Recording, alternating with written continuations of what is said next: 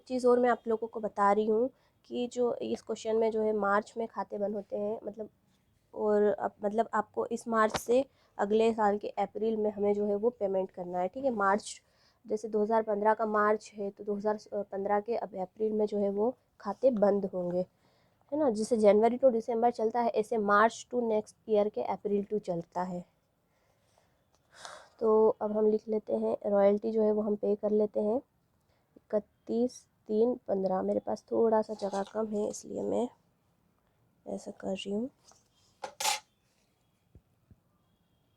हम रॉयल्टी अशोका को जैसे हम लोग उसमें करते थे वैसे ही हमें यहाँ पर भी करना है। रॉयल्टी जो है वो लैंडलॉर्ड के अकाउंट में हम ट्रांसफ़र कर रहे हैं और उसी दिन हम P&L में भी ट्रांसफ़र कर रहे हैं 2400। इस तरह से हमें हर साल की रॉयल्टी जो है वो ट्रांसफ़र कर देनी है। अशोका को हमने 31/3/2015 को हमने अशोका को ये रॉयल्टी जो है ट्रांसफ़र कर दी थी, उसी साल हमने P&L में डाल दी, ठीक है। जो ये 31 जो भी डेट वाला अगर डेट आपको दी है तो आप बिल्कुल डेट को मेंशन कीजिए, वरना आपका क्वेश्चन गलत हो जाएगा।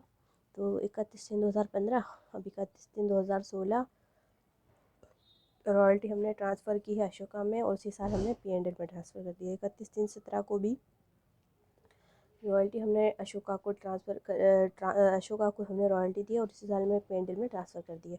अब हम बनाएंगे अशोका अकाउंट। मैंने ये थोड़ा सा पहले से लिख लिया है क्योंकि मुझे अपलोडिंग में बहुत ज़्यादा प्रॉब्लम आती है, इतना डेटा मेरे पास रहता नहीं है।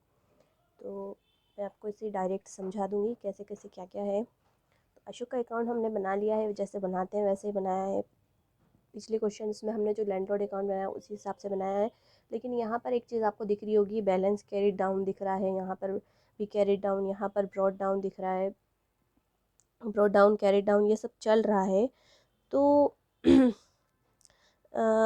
मैं यूँ बोलना चाहूँगी कि इस क्वेश्चन में ऐसा क्यों है। मैंने आपको पिछले क्वेश्चन में बताया था कि जो भी लैंडलॉर्ड अकाउंट होगा उसमें balance carry down brought down नहीं होगा। लेकिन इसके लिए एक नोट है, ये आप नोट कर लीजिए, ये मैंने इंपॉर्टेंट नोट है कि रॉयल्टी का जो है भुगतान अगले वर्ष 30 अप्रैल को किया जाना है, प्रति वर्ष का शेष आगे ले जाएंगे, ठीक है।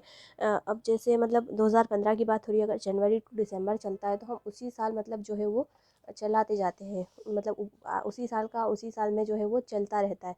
लेकिन अगर इस मार्च से अगले साल के अप्रैल तक की बात होती है तो उसमें थोड़ा सा ये होता है कि थोड़ी सी दिक्कत होती है। मतलब अगले साल वर्ष पेमेंट करना है तो फिर हमें उस साल का जो है मार्च तक का वो जो है उसको हम सेव करके रखेंगे, कैश को कैरी डाउन करके रखेंगे, बैलेंस को कैरी डाउन करके रखेंगे। फिर नेक्स्ट ईयर में हमें ब्रॉट डाउन करना है, फिर हमें उसको पेमेंट भी करना है। तो ये थोड़ा सा डिफरेंट हो गया है, ठीक है। तो क्वेश्चन पूरा ही डिफरेंट है, ये मैं आपको बताती हूँ। जैसे हमने 31 मार्च में आपको, हाँ चला से 31 मार्च 2015 को जो है ईयर चल रहा है तो हमने रॉयल्टी कितनी कर दी है, पेमेंट कितना किया है 2400। लेकिन जो है हमें उसको जो हम पेमेंट करते हैं ये तो रॉयल्टी अकाउंट से रॉयल्टी ट्रांसफ़र हो रही है यहाँ। लेकिन जो हम उसको कैश अकाउंट, जैसे हमने अभी तक लैंडलॉर्ड अकाउंट में टू कैश अकाउंट करके भी लिखा है जो पेमेंट हम करते हैं, तो वो कैसे करेंगे। तो ये रॉयल्टी हमने पे कर दी। अब मार्च में तो हमें कोई रॉयल्टी पे नहीं करनी है, तो हम 31 मार्च 2015 वाले अकाउंट को हम क्लोज़ कर देंगे। अब हम आ जाते हैं 30 अप्रैल 2015 पे, ठीक है। तो हम अप्रैल में जो है हमें 2015 में हमें मार्च में नहीं पेमेंट करना है, हमें अप्रैल में पे करना है। तो हम अप्रैल में आ गए हैं 30 अप्रैल 2015 को हमने कैश अकाउंट करके 15 में हमारा जो है वो पेमेंट कितना निकला था 2400। जो रॉयल्टी आई है वो हमें उसको पेमेंट भी करना है, ठीक है। कैश अकाउंट करके अभी वही लिखेंगे। फिर 30 अप्रैल आएगा, 30 अप्रैल 2015 को फिर हम जो है ये इसका बैलेंस ब्रॉड डाउन कर लेंगे 2400। जो ये बैलेंस है यहाँ पर ब्रॉड डाउन कर लेंगे, ठीक है। और रॉयल्टी हमने पे कर दी कितनी 3000। अब हमने एक वो भी कर दिया है। और बैलेंस जब यहाँ पर कैरी डाउन आया है तो अब यहाँ पर अमाउंट ज़्यादा हो गया तो अब हमें कैरी डाउन भी करना पड़ेगा। तो कैरी डाउन करके बैलेंस निकाल लेंगे और फिर दोनों का जो है वो इक्वल कर लेंगे। अब आ जाते हैं हम 30 अप्रैल 2016 को, फिर हमें पेमेंट करना है। तो कितना पेमेंट करना है 3000, ठीक है। और ये बैलेंस कैरी डाउन है, इसको हम इधर लाएंगे तो ब्रॉड डाउन, तो 3000 ये हो गया। और रॉयल्टी हमें पे कर दी 3600। अब हम ये और ये इन दोनों को मिला के थोड़ा सा हमारा बैलेंस इधर क्रेडिट साइड का ज़्यादा हो रहा है, फिर हमें बैलेंस निकालना पड़ेगा। तो हमारा बैलेंस आया है 3600, ठीक है। अब 2017 में आ जाते हैं, तो 30 अप्रैल 2017 को हम कितना पेमेंट करा है, 3600। अब 2017 में तो हमने जो है वो रॉयल्टी कितनी पेमेंट करनी है, 3600। तो जो रॉयल्टी है वो हम पिछले 31 मार्च 2017 को हम पिछले साल ही उसको पे कर चुके हैं, ठीक है। अप्रैल वाले सत्र में रॉयल्टी नहीं पे करनी है, रॉयल्टी हमें कब पे करनी है, मार्च में।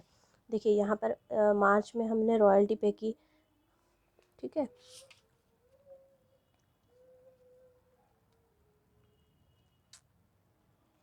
मार्च तक का जो है हमें बिकी हुई पुस्तकों का मूल्य ज्ञात करने को बोला है, इसलिए हम जो है मार्च में ही रॉयल्टी को पे कर देंगे। 31 मार्च 2015 को रॉयल्टी पे की, 31 मार्च को 2016 को जो है हमने रॉयल्टी पे की, 31 मार्च 2017 को हमने रॉयल्टी पे कर दी। जो है वो रॉयल्टी वाला हमने वहीं समाप्त कर दिया। और जो हमें पेमेंट करना है ना, वो हम अब अप्रैल में करेंगे, ठीक है। तो अप्रैल वाला जो है वो पेमेंट में रहेगा, और ये बैलेंस ब्रॉट डाउन होकर ये दोनों बैलेंस हो गया है, ठीक है। आई होप आप लोगों के लिए मेरी वीडियोस हेल्पफुल रहती होगी, मेरा क्वेश्चन समझ में आते होंगे। और आपको कोई भी डाउट हो, कोई सजेशन हो, तो आप मुझे कमेंट करके ज़रूर बताएं। Thanks for watching.